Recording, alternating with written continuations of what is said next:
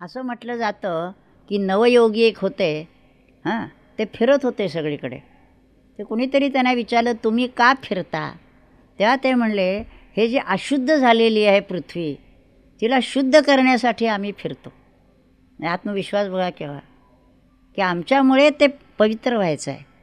मला असं आठवतं केव्हा तरी स्वामींना मी म्हटलं, आमच्यासारखी मंडळी येतात इथे, त्यामुळे तुम्हाला त्याचा त्रास. ते म्हणले, आमचा जन्मच त्याच्यासाठी असतो. किंवा सद्गुरूंचं वर्णन करताना सांगितलं आहे, ते कशाने अशुद्ध होत नाहीत इतरांच्या संसर्गाने, त्यांच्यामुळे अशुद्धी जी असते ती शुद्धीत बदलते. केवढा त्यांची ताकद बघा, सामर्थ्य बघा मिळवलेलं असतं, की त्यांना कुणामुळे काही होतं असं नव्हे, पण त्यांच्यामुळे अशुद्ध जीव, पापी जीव असतात ते उद्धरतात. तसं ती ताकद आहे बघा. आता पुढचा 16वा जो श्लोक आहे त्याच्यात त्यांनी असं म्हटलं आहे, की हा योग कुणाला सिद्ध होत नाही. त्याच्यात आपण बसतो. जास्त खाल्लं नाही उपयोगी. बरं, म्हणून आम्ही अजिबातच खाणं बंद केलं, चालणार नाही. जास्त झोपलात, चालणार नाही. बरं, जागतच बसलात. परवा कुणीतरी म्हटलं 3 वाजता मी ध्यानाला बसतो. म्हटलं ही वेळ नाही 3 वाजता ध्यानाला बसा. 5 वाजेपर्यंत झोप काढा आणि मग उठून ध्यानाला बसा. झोप ही व्हायलाच पाहिजे देहासाठी. जी आवश्यक आहे ती व्हायलाच पाहिजे. तो 4 दिवस कराल, 5व्या दिवशी आजारी पडाल. त्यामुळे देहाच्या गरजा ज्या आहेत त्याप्रमाणे त्याला पुरवल्याच पाहिजे. त्यामुळे 16व्या श्लोकात त्यांनी सांगितलं आहे, की अशी जी व्यक्ती असेल त्याला योग साधणार नाही. मग कुणाला साधेल? 17व्या श्लोकात सांगितलं आहे, युक्ताहार विहार. आहार विहार योग्य पाहिजे. युक्त चेष्टस्य, कर्मामध्ये युक्त चेष्टा म्हणजे कर्मही योग्य पाहिजे आणि ते करणंही योग्य पाहिजे. कर्माची निवड करताना योग्य कर्मच निवडायचं आहे आणि ते करताना योग्य पद्धतीनं करत आहे. युक्त स्वप्नावबोधस्य, झोपणं असो जागणं असो सगळं काही योग्य पाहते. असं जर असेल तर त्याला योग सिद्ध होतं आणि तेव्हा तो दुःख दूर करणारा असा म्हणतो. आता योगी कुणाला म्हणायचं हा 18व्या श्लोकात सांगितलं आहे बघा. कुणाला म्हणायचं पुढं बघा, युक्त इत्युच्यते तदा, त्याला युक्त असं म्हटलं आहे. कारण पुष्कळ वेळा श्लोक शब्दात आलेला आहे असा, तू युक्त होऊन सगळं कर, योगयुक्तो विशुद्धात्मा असं म्हटलेलं आहे. युक्त होणं, योगी होणं कोण होतो? यदा विनियतम चित्तम, आला पुन्हा शब्द विनियतम. नुसतं नियत नव्हे, नुसता यत नव्हे, यत नाही, नियत आणि पुन्हा विनियत विशेषेण, जनी चित्त निम विनियतम चित्तम. बरं, आता प्रश्न आला की आम्ही चित्त नियमित केलं, पुढं त्याचं काय करायचं? आपल्याला जर असं म्हटलं की हे टेबल इथून उचलायचं, आता इथून उचलायचं म्हटल्यानंतर कुठं ठेवायचं ते सांगितलं पाहिजे का नाही? उचलायचं तर त्याचं पुढं काय करायचं? कारण त्याचं अस्तित्व आहे ना. उचलायचं म्हणजे ते काय नाहीसं होत नाही. तसं मन तुम्ही आवरलंत. आता आवरलेल्या मनाचं काय करायचं ते बघा सांगतात ते, आत्मन्येवावतिष्ठते. मन बाहेरून आवरल्यानंतर ते आत्मनीयेव, आत्म्याच्या ठिकाणी अवतिष्ठते, ठेवणं, तिथं नेऊन ठेवायचं. जसं मुलाला सांगितलं बा इथं नको, हे नको करू, मग काय करू ते त्याला सांगायला पाहिजे. बाहेर खेळू नको म्हटल्यानंतर मग आत मला खेळ दे काहीतरी, नुसता राहणार नाही. तसं मनाला तिकडून काढल्यानंतर कुठं ठेवायचं त्यांनी सांगितलं, आत्मनीयेव अवतिष्ठते. आणखी काय पाहिजे? ज्यांनी ठेवलेला आहे तो, म्हणजे आता योग्याची हे चालली व्याख्या चालली आहे, तिथनं काढलं आहे आणि ज्यांनी आत्म्याच्या ठिकाणी ठेवलेलं आहे. आणखी काय झालं आहे? निस्पृहा सर्व कामेभ्यो, काम म्हणजे कामना, या सर्व कामातून निस्पृह झालेला आहे. स्पृहा म्हणजे इच्छा, निस्पृह कुठल्याच कामाच्या बाबतीत, सर्वच कामांच्या बाबतीत कसलीही इच्छा नाही. या ठिकाणी लक्षात असं घ्यायचं आपण की देहाला आवश्यक ज्या गोष्टी आहेत त्या जेव्हा आपण घेतो त्याला कामना म्हणत नाहीत. अन्न वस्त्र निवारा आपल्याला हवं आहे, पण ते अन्न काय हवं ह्याच्याबद्दल तुमचे जर का चोचले सुरू झाले ते अपेक्षित नाहीत, की तो चालला विषयाच्या अधीन व्हायला लागला. म्हणून निस्पृह सर्व कामेभ्यो असा जो कोणी आहे त्याला योगी असं म्हणतात. मला असं आठवतं स्वामींचं, की संत जरी असले, समजा त्यांना एखाद्याने कुणी आधी श्रीखंड आणून दिलं, असं म्हणत नाहीत ते, हे काय आणून दिलं मला, मी काय खात नाही असं म्हणत नाहीत. पण श्रीखंड मिळावं अशी इच्छा कधी करत नाहीत. लक्षात आलं? किंवा त्याच्या अधीन होत नाहीत. आज मिळालं पुन्हा मिळावं, पुन्हा मिळावं असं. आलं ठीक आहे, नाही आलं तरी ठीक आहे, देहाची गरज आहे तेवढी भागली की झालं.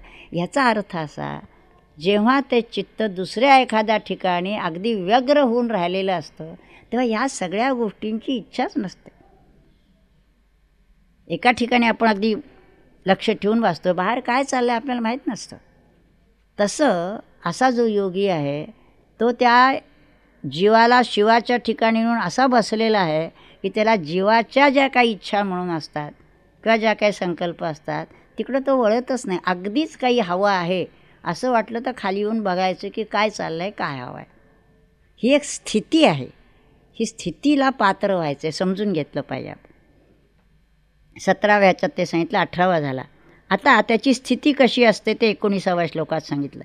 यथा दीपो निवातस्थो नेंगते सोपमा स्मृता योगिनो यतचित्तस्य युंजतो योगमात्मना. हे योगी कसे असतात तर निवांत ठिकाणी ठेवलेला दिवा, त्याची ज्योत जशी शांत तेवत असते, ती अशी होत नाही, हलत नाही वाऱ्याने, तिथं वारं येतच नाही. तसं ह्याच्या ठिकाणी कुठल्याही विचार विकारांचं वारं येत नसल्यामुळे कुठलाच विकार उठत नाही, कुठलाच अनावश्यक विचारही येत नाही. आणि त्यामुळे त्याची जी काही स्थिती असते ती ह्या शांतपणे तेवणाऱ्या दिव्यासारखी असते. केव्हाही बघा शांत आहे. त्याचं पुढे आलेलं आहे त्यांचं, त्यांनी गुरुणापी विचारलं, ते पुढे म्हटलं आहे त्यांनी. तर असा तो आहे. आणि यत्रोप आता म्हटलं त्यांनी काय, यत्रो परमते चित्तम निरुद्धम योगसेवया. ह्याचं असं का झालेलं आहे असं बघितलं तर योगसेवया म्हणजे योगाच्या साधनेनं ज्याचं चित्त निरुद्ध झालेलं आहे, निरुद्ध झालेलं आहे ह्याचा अर्थ स्थिर झालेलं आहे, इकडं तिकडं फिरत नाही आहे, ते यत्रो परमते, ते ज्या ठिकाणी उपरम पावतं. आता बघा याच्यात 2-3 गोष्टी बघा. योगाच्या साधनेनं पहिल्यांदा चित्त निरुद्ध केलं तरच त्याचा उपरम म्हणजे शांत होतं. ते ज्या ठिकाणी जाऊन शांत होतं, म्हणजे आता मगाशी सांगितलं त्याप्रमाणे चित्त निरुद्ध करायचं आहे आणि त्या ठिकाणी नेऊन ठेवायचं आहे, शांत व्हायचं. ध्यानात आपल्याला हेच करायचं आहे. तर त्या ठिकाणी होते यत्र चैवात्मनात्मानं, म्हणजे त्या ठिकाणी ते उपरम झालेलं आहे, शांत झालेलं आहे. आणि त्याची स्थिती काय होते, यत्र ज्या ठिकाणी चैवात्मनात्मानं आत्मानं पश्यति, ते त्या ठिकाणी स्वतःलाच पाहतं. आता हे एकदम टोकाला गेले, आपण अजून पाहायला बरीच वर्ष आहेत, पण जर मन तिकडून काढून त्या ठिकाणी ठेवता आलं आणि तिथं ते शांत झालं तर ते आपणच आपल्याला पाहतं आणि तुष्यती, सापडलं असं म्हण, शांत झालं. पण शांत होण्यासाठी काय काय केलं पाहिजे तर ते त्यांनी सांगितलं, इकडनं आणलं पाहिजे, इकडनं आणलं पाहिजे.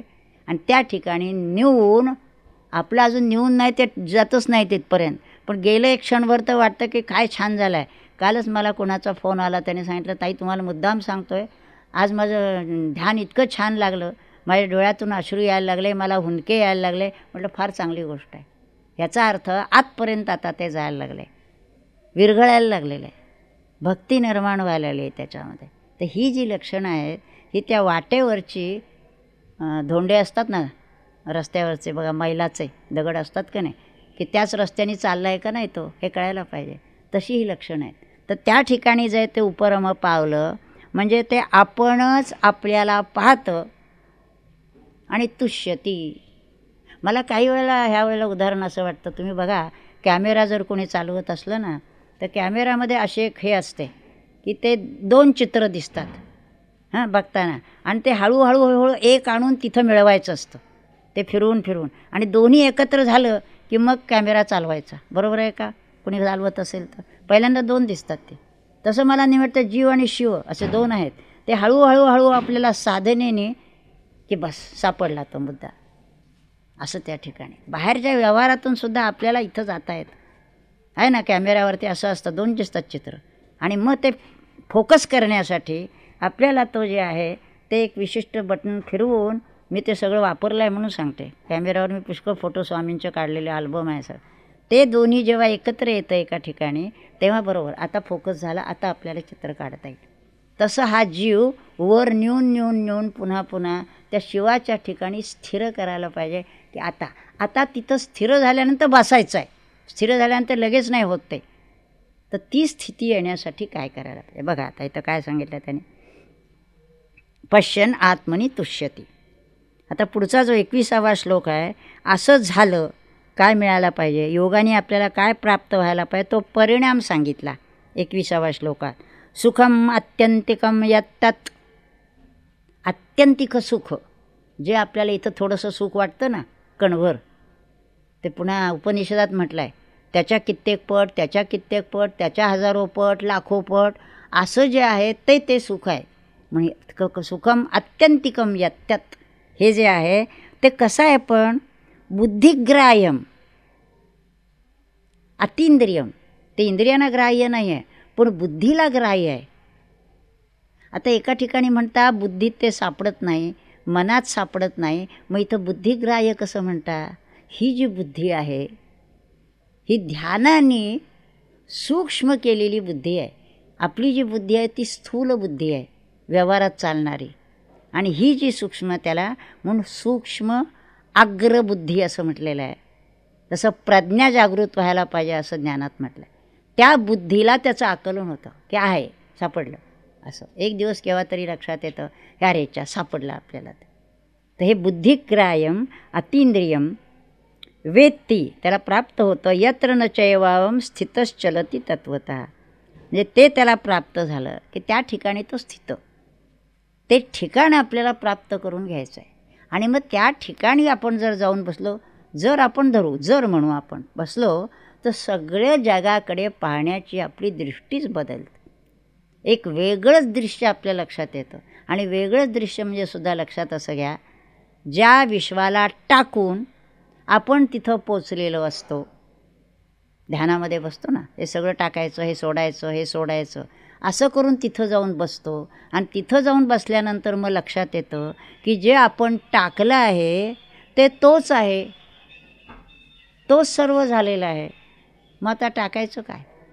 पण ते तिथं पोचल्यानंतर आणि सर्व तोच आहे याचा अर्थ अधिष्ठान रूपाने सर्व तोच आहे. आणि त्या अधिष्ठानावर सगळं विश्व भासतं आहे. मी नेहमी व्यवहारात उदाहरण, आता हे नुसता टी व्ही आहे समोर माझ्या, हा पडदा नुसता आहे. हा पडदा नसेल तर काहीच दिसणार नाही. पण तो पडदा असल्यानंतर मी लावलं जर अनेक दृश्य दिसतात, पण ती दृश्य त्या पडद्यावर भासतात.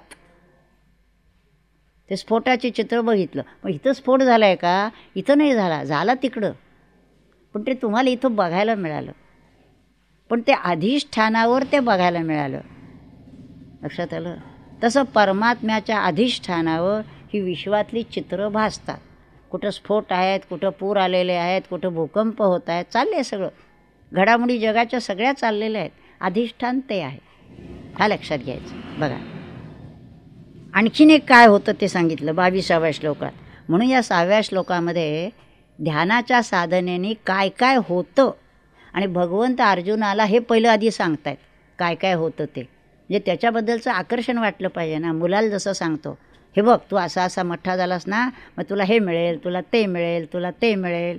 म्हणजे काय मिळणार आहे ह्याचं आकर्षण पहिलं जर वाटलं तर मग ते करावं असं वाटायला लागतं.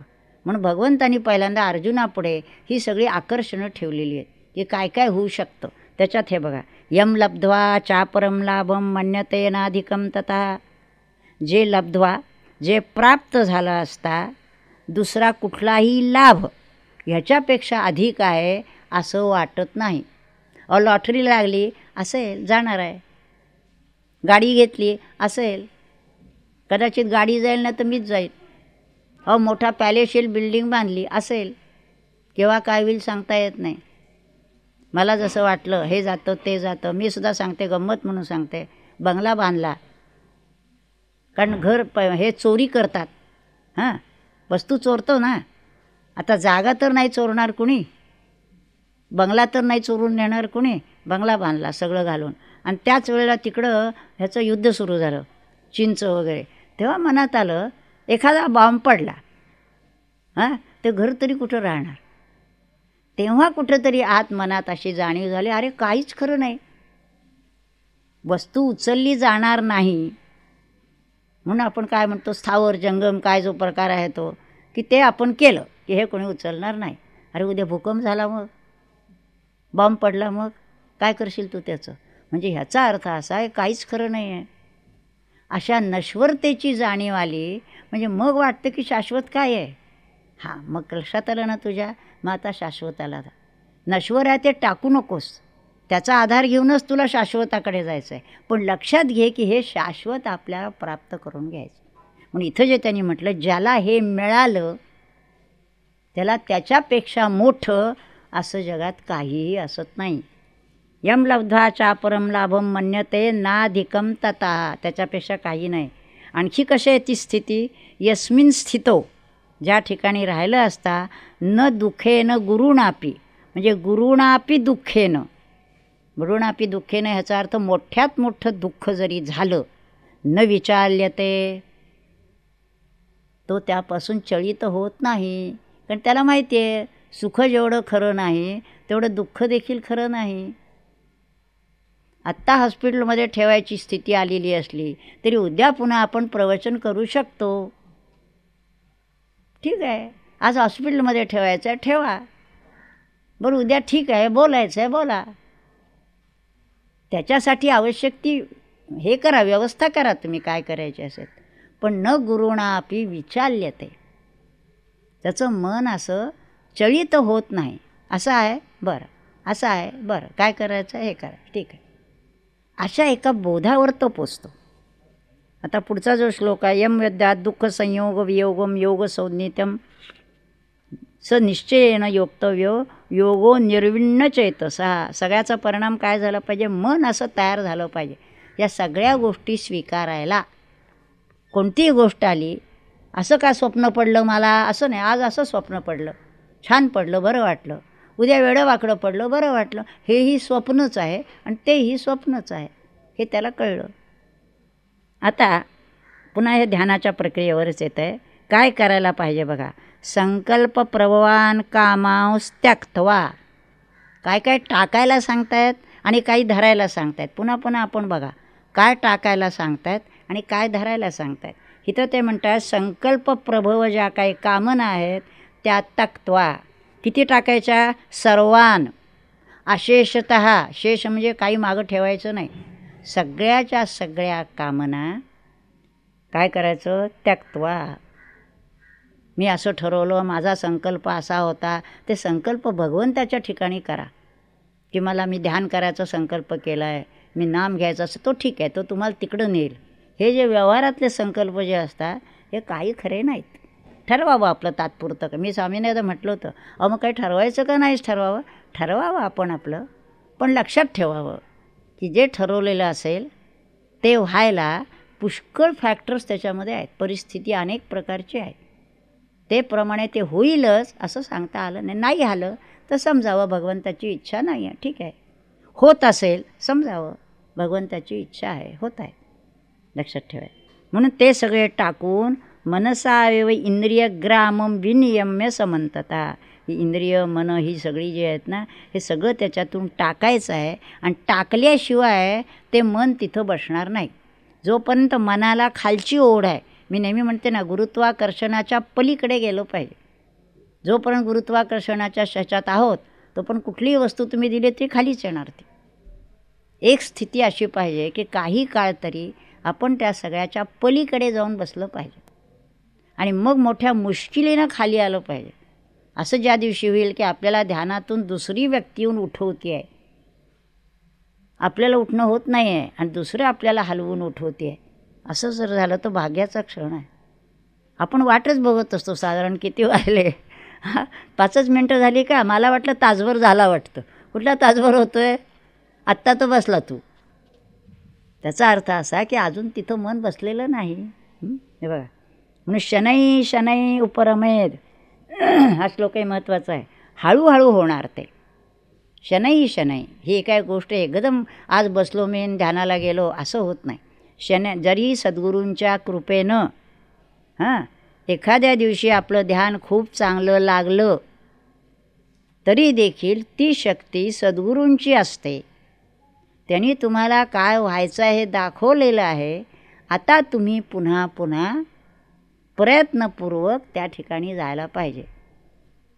अनुग्रहाच्या वेळेला किंवा इतर काही वेळेला त्यांच्या स्पर्शाने, त्यांच्या दृष्टीनं ती आपल्याला प्राप्त होते. पण पुन्हा पुन्हा ती येत नाही अशी तक्रार असते. मी स्वामींना म्हणायचे काही वेळेला, पुन्हा तसं ध्यान का लागत नाही? ह्याचा अर्थ असा, सद्गुरूंच्या शक्तीनं ते मिळालं असलं. आईने कडेवर घेऊन उंचावरचा डब्यातला लाडू मुलाला दिला असला तरी पुन्हा जर तो लाडू हवा असेल तर त्यांनी आपली उंची वाढवली पाहिजे किंवा काहीतरी साधन घेऊन ते काढता आलं पाहिजे. ती तयारी आपण केली म्हणून शनैः शनैः म्हटलं आहे. हळूहळू उपरमयेत वृद्ध्या धृती गृहीतया. धैर्य पाहिजे त्याला. नाही तर काल आता पुन्हा माझं काय होत नाही, मी आपलं सोडूनच दिलं, झालं, लागत नाही ध्यान, तेव्हा जाऊ दे, असं नाही. धैर्य पाहिजे. धृती गृहीतया, धैर्य धरून करायचं आहे. आणि मग काय करायचं आहे? आत्मसंस्थम मनः कृत्वा. मग ध्यानाच्या वेळेसुद्धा ही जी ओळ आहे, हा जो चरण आहे, हा फार उपयोगी पडतो. आत्मसंस्थम मनः कृत्वा, मनाला आत्म्याच्या ठिकाणी ठेवून न किंचिदपि चिंतयेत. म्हणून आपण ध्यानाला बसल्यानंतर देखील ही ओळ लक्षात ठेवावी. आत्मसंस्थम मनः कृत्वा, मन ठेवायचं. न किंचिदपि चिंतयेत, काहीही चिंतन करायचं नाही. ही त्याचे ध्यान म्हणजे काय? ही ओळ. त्या ठिकाणी मन ठेवायचं आहे आणि दुसरं कसलं चिंतन करायचं नाही. वर बसायचं आहे, खाली उतरायचं नाही. मुलाला एखादा शिक्षा देतो ना काहीतरी, मला आठवतं आहे लहानपणी मुलाला म्हणतात ते खुंटीवर, पूर्वी खुंट्या असायच्या भिंतीत, दंगा करतो, खुंटीवर बसव त्याला. ते खुंटीवर बसवायचं, खाली उतरता येत नाही त्याला. मग त्यांनी जेव्हा म्हणायचं की माझं चुकलं, मग ठीक आहे काढतो खाली. तसं तिथं वर बसवायचं, खाली उतरायचं नाही, असं त्या मनाला बजावायचं. बघा आता आणखी एक 26वा त्यांनी सांगितलं आहे. यतो यतो निश्चरति मनश्चंचलम अस्थिरम. आता मन अस्थिर आहे, चंचल आहे, ते फिरणार सगळीकडे. ते ज्या ज्या ठिकाणी फिरतं, यतो यतो निश्चरति ततस्तथो नियम्येतत.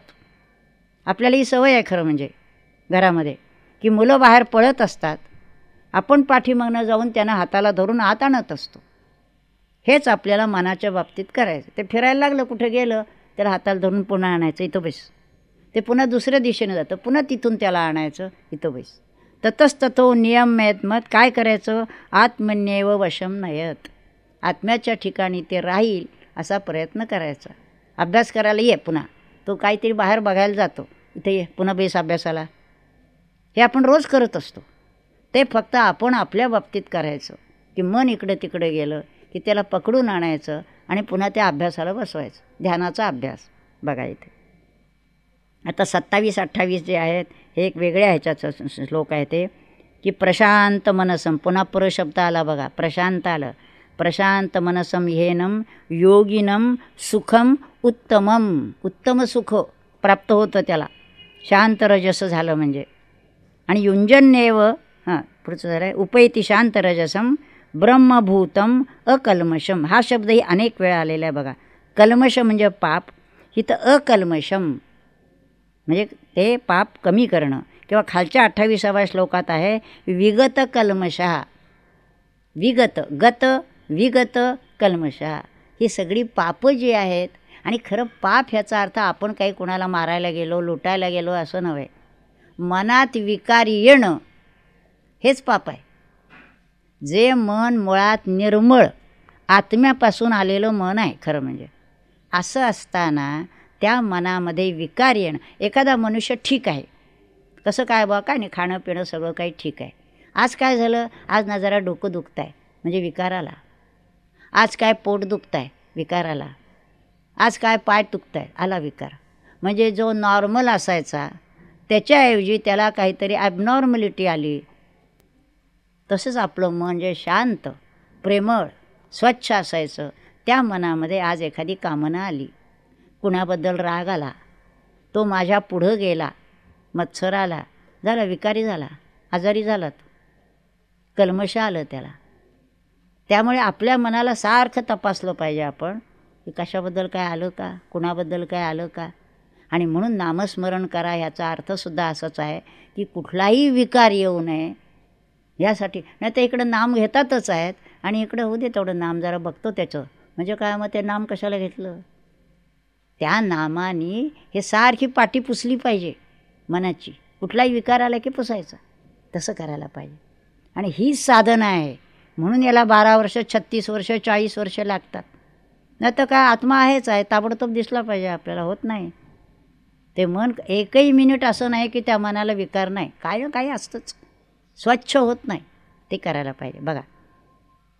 म्हणून युंजन्येवं सदात्मानं योगी विगत कल्मषः सुखेन ब्रह्मसंस्पर्शम अत्यंतम सुखम अश्नुते. पुन्हा आलं बघा, अत्यंत सुख होतं. केव्हा होतं? ब्रह्मसंस्पर्श. ब्रह्मसंस्पर्शचं सुख म्हटलेलं आहे. बाकीची सुख वेगळी. गुलाबजाम खाल्ला, सुख एक क्षणभर जिभेवर ठेवला आहे तोपर्यंत, आत गेल्यानंतर ते पचत नाही आणि मग ते दुखायलाच लागतं, ते नाही उपयोगी. हे सुखम जे आहे हे कसं आहे? ब्रह्माचा स्पर्श जीवाला झाला. जीव दुःखी आहे ना, आत्म्याला प्रश्नच नाही काही.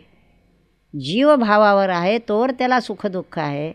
त्या जीवाला या ब्रह्माचा स्पर्श झाला म्हणजे जे सुख मिळतं ते आत्यंतिक सुख असतं. त्याची चुणूक आपल्याला ध्यानामध्ये एखाद्या वेळेला मिळते.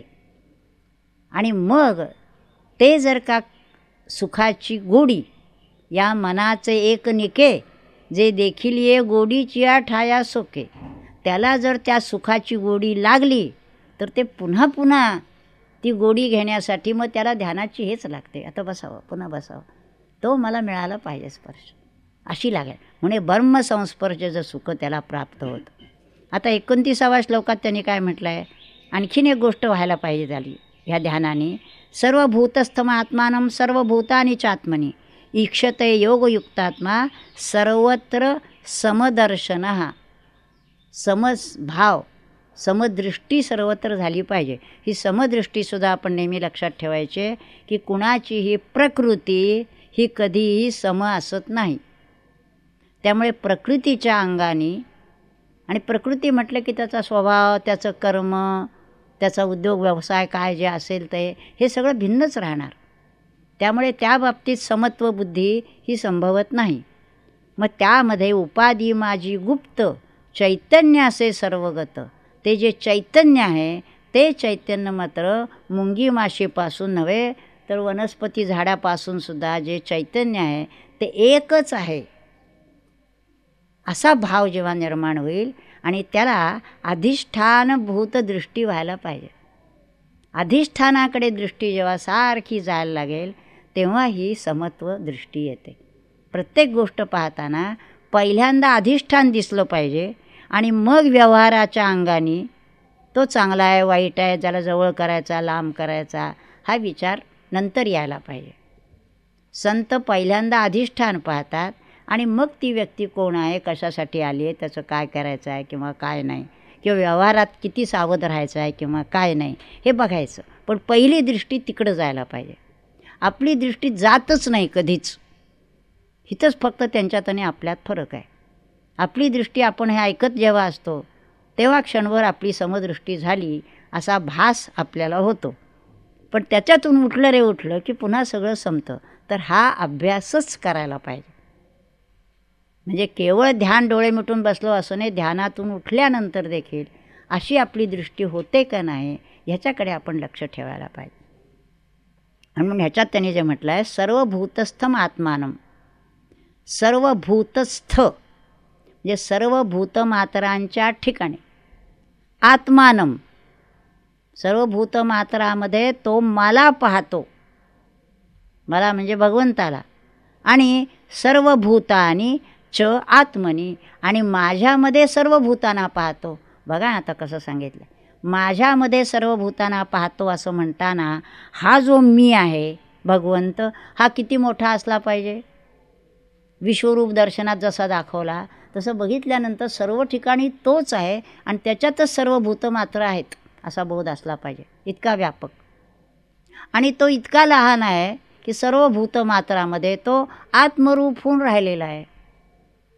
आता ह्याचं चिंतन करायला पाहिजे शांत बसल्यानंतर, की आतही तोच आहे आणि बाहेरही तोच आहे. मग मी कसा आहे, तर मी एखाद्या कुंभासारखा आहे. पाण्यात बुडवलेला कुंभ जसा असतो तसा आतही तोच भरलेला आहे आणि बाहेरही तोच भरलेला आहे. म्हणून काय आहे, ही सगळी जी वचनं आहेत ना, ही सारखी चिंतन केली पाहिजेत, ती चावळली पाहिजेत आपल्यामध्ये. पुन्हा पुन्हा पुन्हा त्याचा विचार. काय बरं, आता आपण अंथरुणावर शांत पडलो आहे, कुठं बुडत नाही आहे ना, काही कोणाचा घाव येत नाही ना. मग त्यावेळेला असा बोध जर ठेवला की खरं आत सगळा तोच भरलेला आहे, बाहेर तोच भरलेला आहे. मग देहाच्या अंगाने मी फक्त कुंभ घातलेला आहे आणि त्याच्यामध्ये बुडून बसलेला आहे, असा नुसता भाव ठेवला, काय खर्च होतं आपलं? पण तो राहतच नाही ना भाव, माहितीच राहत नाही, लक्षात येत नाही, अशी स्थिती होते. म्हणून ह्या ज्या 2-3 श्लोकात त्यांनी म्हटलं आहे, पुढचा देखील, यो माम पश्यती सर्वत्र सर्वं च मनी पश्यती. जो मला सर्व ठिकाणी पाहतो आणि सर्वांच्यात मला पाहतो, हाच अर्थ आहे तो. तस्याहम न प्रणश्यामी. इथं आश्वासन दिलं भगवंतानी, त्याचा कधीही नाश होणार नाही. सच मे न प्रणश्यती. मग सर्व भूतस्थितम, आता पुढचे जे 2 आहेत ते तसेच आहेत, की आत्मोपम्येन सर्वत्र समम पश्यती. ह्या सगळ्या श्लोकांचा अर्थ असा घ्यायचा आपण, की योगी कुणाला म्हणायचं, तर ज्याची दृष्टी सर्वत्र सम झालेली आहे आणि समभावाने जो पाहतो, पण पुन्हा व्यवहारात येऊन द्वैतातले व्यवहार योग्य पद्धतीनं करतो, त्याला योगी म्हटलेलं आहे. आता पुढचा जो भाग आहे मोठा आहे, हा अध्याय मोठा आहे. त्या पुढचे जे प्रश्न आहेत ते पुढच्या वेळेला आपण घेऊ. हरि ओम तत्सत.